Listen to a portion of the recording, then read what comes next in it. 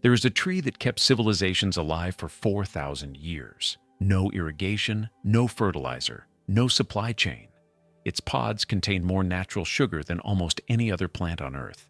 Yet that sugar came bound with protein and fiber that kept blood glucose steady instead of spiking it. Indigenous peoples called it our sugar. Spanish explorers called it the tree of life. The United States Department of Agriculture called it unstoppable. And yet, within a single century, it was burned, poisoned, and erased from millions of acres of land. Not because it had failed people, but because people had failed it.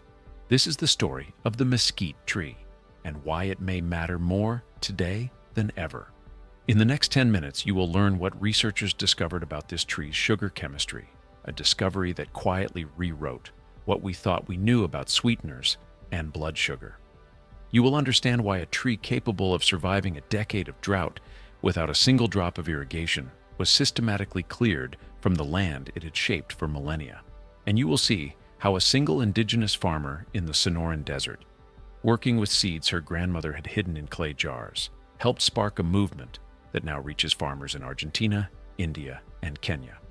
By the time this is over, you will look at desert soil differently, because the answer to some of tomorrow's biggest food problems may already be growing in it. The historical record begins in Tucson, Arizona. In 1998, archaeologists excavating a site dated to roughly 2,000 years before the Common Era uncovered clay jars sealed in desert soil. Inside, mesquite seeds, still viable after 4,000 years of darkness. Those who stored them left behind no script, no inscriptions.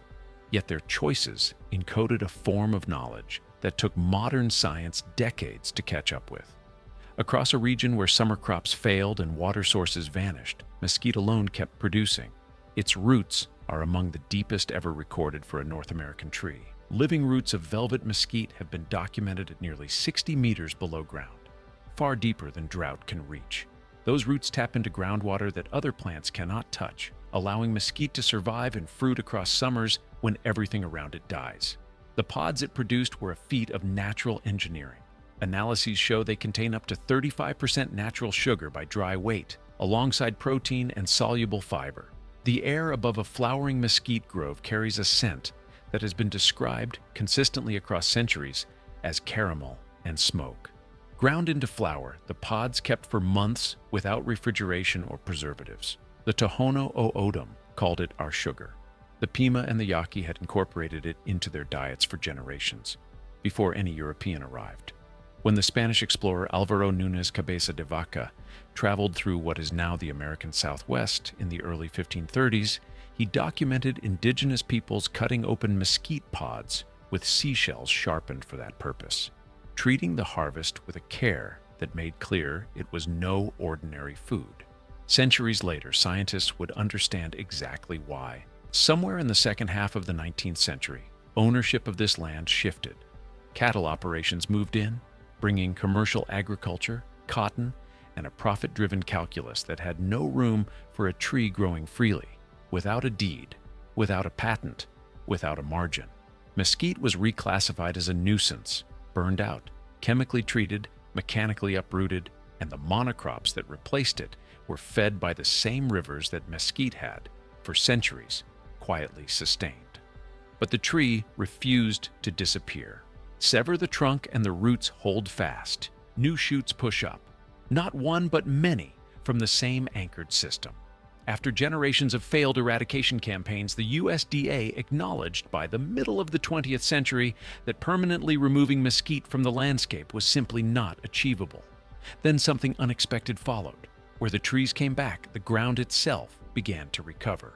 Mesquite belongs to the legume family, which means it carries nitrogen-fixing bacteria in its root nodules, organisms that draw nitrogen directly from the atmosphere and return it to soils that decades of overgrazing had stripped bare. Wherever a canopy re-established, grasses returned beneath it. Animal populations followed. By the 1970s, ecologists were using a different word for what mesquite was doing: keystone species, the silent structural force of the desert, the organism called a pest for 100 years, had been restoring the ground beneath everyone's feet the whole time. By the 1990s, drought was deepening across the American Southwest, and agricultural scientists were asking a question they had avoided for decades. Which plants can survive where everything else fails? The answer kept pointing back to the tree they had spent a century clearing. Nutritional analyses of mesquite pods revealed something that surprised researchers. The flower ground from dried pods was rich in calcium, magnesium, potassium, iron, zinc, and the amino acid lysine. It was gluten-free, with a protein content ranging from 11 to 17% depending on the variety. And it tasted like caramel and smoke, a flavor built by nature over millennia, not engineered in a laboratory. But the most significant finding came from the sugar itself. Studies of Pima Indian traditional foods, including mesquite, found that the glycemic index of mesquite pods sat at approximately 25, compared to 100 for white sugar. The mechanism is not fructooligosaccharides, as has sometimes been claimed in popular sources. The low glycemic response appears to come primarily from the high fiber content of the pods, which contains galactomannan gums that slow digestion and moderate blood glucose response. Whatever the precise mechanism, the practical result was clear. Mesquite flower sweetened food without spiking blood sugar. Safe for people managing diabetes. A teaspoon in coffee delivered sweetness without a crash. One researcher summarized it plainly. This is a food that stabilizes blood sugar instead of disrupting it. By around 2010, mesquite flour and powder began appearing in health food stores across the United States, priced at up to $20 a pound. Chefs in Tucson and Santa Fe began baking with it, mixing it into ice cream, using it as a dry rub. The same pod that an empire had burned was sitting on shelves next to maple syrup and honey. And then the movement came not from labs or restaurants, but from memory. Around 2012 and 2013, indigenous farmers in Sonora and Arizona began replanting mesquite using seeds that had been preserved in jars across generations. One Tohono O'odham farmer planted seeds beside dry washes using her grandmother's method. Within 2 years, her trees were heavy with pods. The scent, she said, took her straight back to early mornings from her childhood, the hours when families gathered to roast pods before the day began. The sugar of the future had always been there. It was growing in the one place the industry had never thought to look. Here is the question that demands an answer. If a tree is known to survive every documented drought in the region's recorded history, fix its own nitrogen, heal degraded soil, and produce a low glycemic sweetener without irrigation, fertilizer, or any human input, why does almost no one know about it? The answer is not ignorance, it is economics. A tree you cannot patent will not be marketed. Seed companies earn their profits from varieties that must be repurchased every season. The sugar industry has invested in products that generate dependency, not in ancient pods that grow wild in desert washes for free. Mesquite needs no factory, no license, no logistics chain. It grows precisely where industrial agriculture fails, in the heat, on depleted soils, without rain. That makes it invisible to markets and irreplaceable to ecosystems. Governments eventually took notice. Mexico's Forest Authority began large-scale replanting initiatives across degraded dryland territories.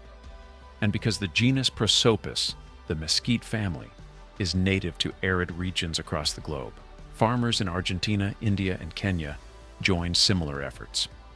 The United Nations Food and Agriculture Organization has described it as a forgotten crop with real potential for food security in dryland regions. What cannot be controlled is ignored.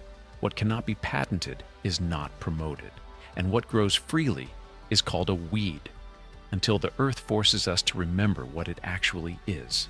The answers to tomorrow's hunger may already be growing in soils we have given up on, in deserts we have written off, in root systems deeper than any drought. A farmer in the Sonoran Desert dug seeds from old jars, the same seeds her grandmother had hidden when the clearing began. 2 years later, her trees were full of pods.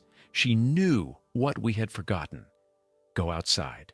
Look at the ground beneath your feet. Nature doesn't wait for permission to grow.